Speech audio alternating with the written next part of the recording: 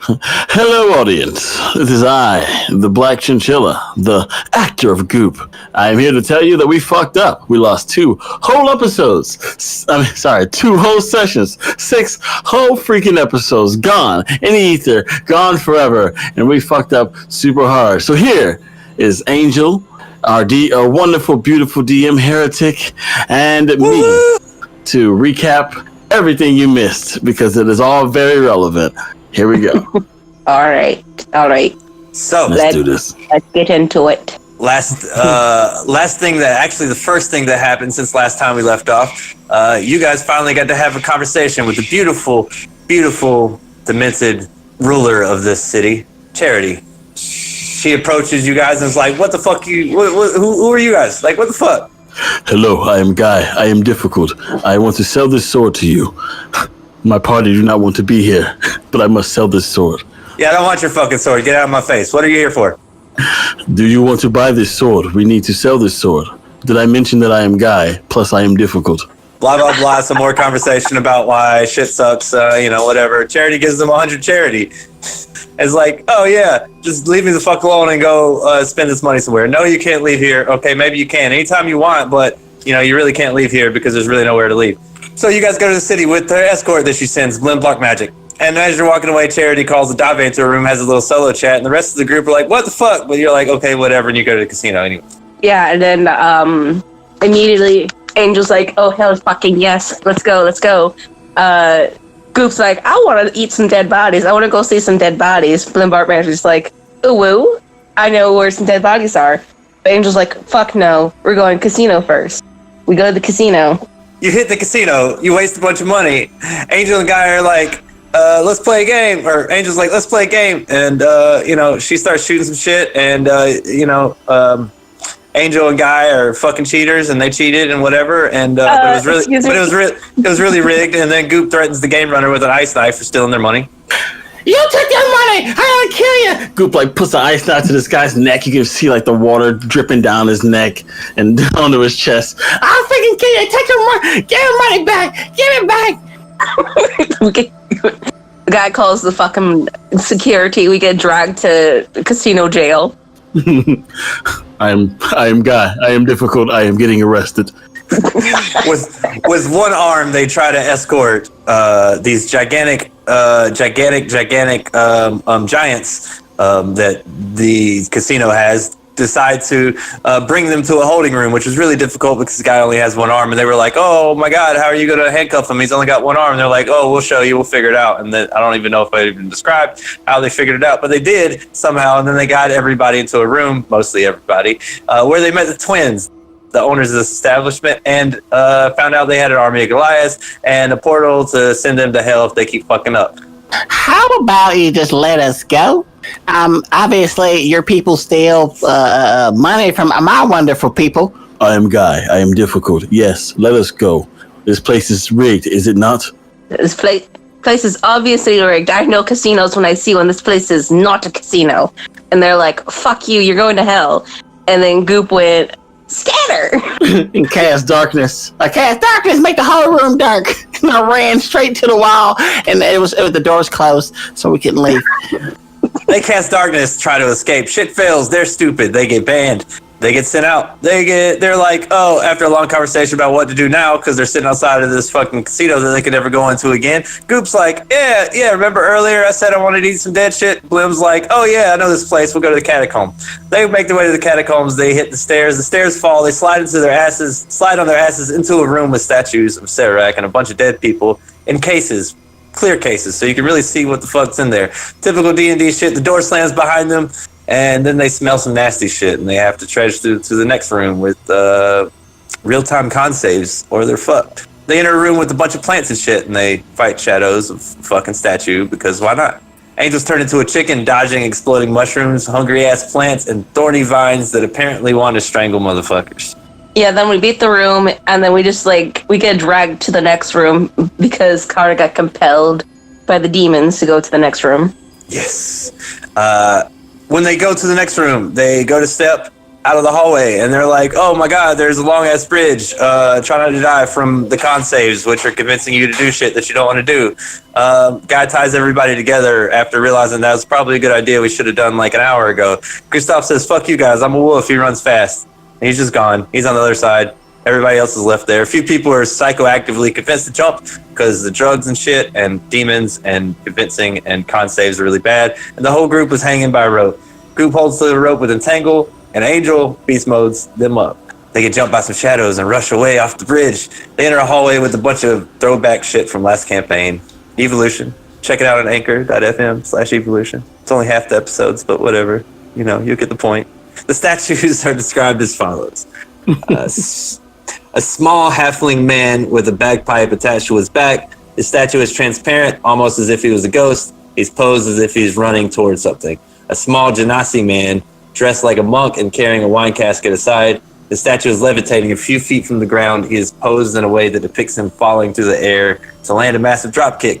A medium-sized humanoid man dressed in religious garbs. He has a necklace with a raven emblem on it, a book in his right hand, and he's reaching out as if offering his hand for assistance. A large fireball man, fireball, I don't even know. It's D&D words. Yes, we just make things up. With a small dragon at his side. He seems to have wings sprouting from his armor. Him and the dragon look to be preparing to fly. A tiny spiked-haired human with a large crown on his head. He has a pouch with a ton of books in it. His head is to the ground, almost as if accepting defeat. And finally, a tiefling with one antler sits with a small gnome baby in his lap. Beside her is a tiny gnome with a scar on his face. They're all smiling as the gnome has the most shit-eating grin on his face that you've ever seen. After that, they enter a lab full of shit and a cocoon. Blim Blark Magic wants to go touch it. He feels compelled, so he starts to run. They all start doing shit to stop him. Oh no, we gotta let him go. Goop grabs Guy's arm who tried to grab Blim Blark Magic. Blim Blark Magic runs further ahead. Guy's like, "I am difficult. I shall try to kill this child." He goes to kill the child. He misses. Blim poofs over to the cocoon and touches it. And then the cocoon comes undone, and the shit-eating gnome from earlier comes out alive and fucking mummifies this boy in one touch. Yes, and they will later find out this is the Bane Lich of Ragnarok. And as soon as this Bane Lich sucks the life out of Blim Blark Blagic, the Bane Lich says, "Ravage their minds," and the DM said some shit along the lines of, "Oh, I'm the DM, that's right." So I can't really say that in third person. You see a vision of the last moment you were alive, except this time you levitate upwards. As your soul leaves your body, you look down and see yourself lying there, as the shadow you once cast breaks away from your being and swiftly ventures off into the realm alone. Your body, your soul, and your shadows have departed from one another. The demonic deep gnome-like figure enters the room and begins carving a symbol onto your leg. Guy wakes up after a moment of unconsciousness with no vision at all and watches as the rest of the party begin to open their eyes. Everyone sees light and realizes they've returned to the present, and an exit has formed in the ceiling of the lab above you, 50 feet up, where the moonlight shines through. They all see spirits of 7 large demons swiftly exiting the portal in the sky and dispersing amongst the realms. The party, excluding Guy, immediately searches themselves and finds a seared mark on their leg, and they're like, "What the fuck? Did I get a new tattoo when I was passed out, or shit?" I mean, come on. But it was a dope-ass tattoo. Yeah, it's like a nice little skull and stuff. Go ahead, describe it. Oh yeah, it's like a skull with like a circle around it. In Infernal, it says "Become evil." Angel reads it out, so everyone knows what it says. Yes.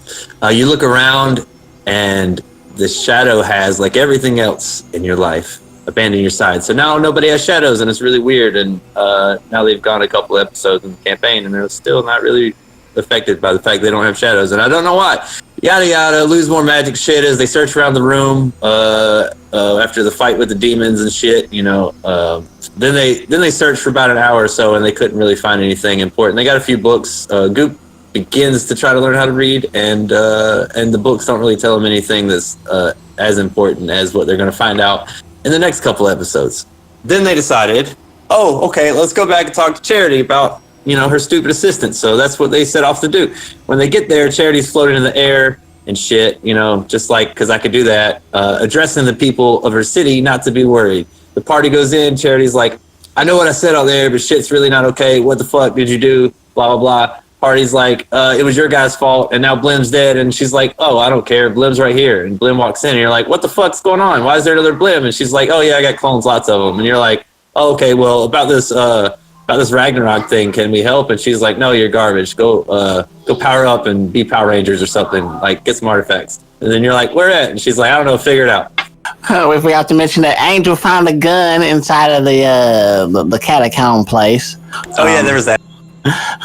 But yeah, we hated this little boy for releasing the Ragnarok demon creature, and Goop feels bad because the catacombs were her idea.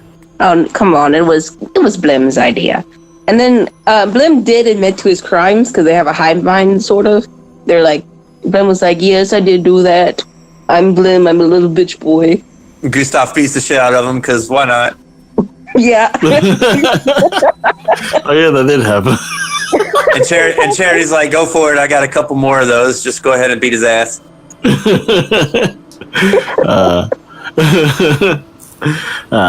After a bit of ass whoopings and whatnot, the party decides, hey, let's go sleep somewhere. And Charity's like, yeah, I'll put you up at a place. You guys end up at Hotel California. You see this like crazy elevator bartender shit where it's like multiple floors and bartenders going up or a bartender going up and down between multiple floors of bars, and they drink for a bit. And then Kara's like, I'm tired. I'm going to bed.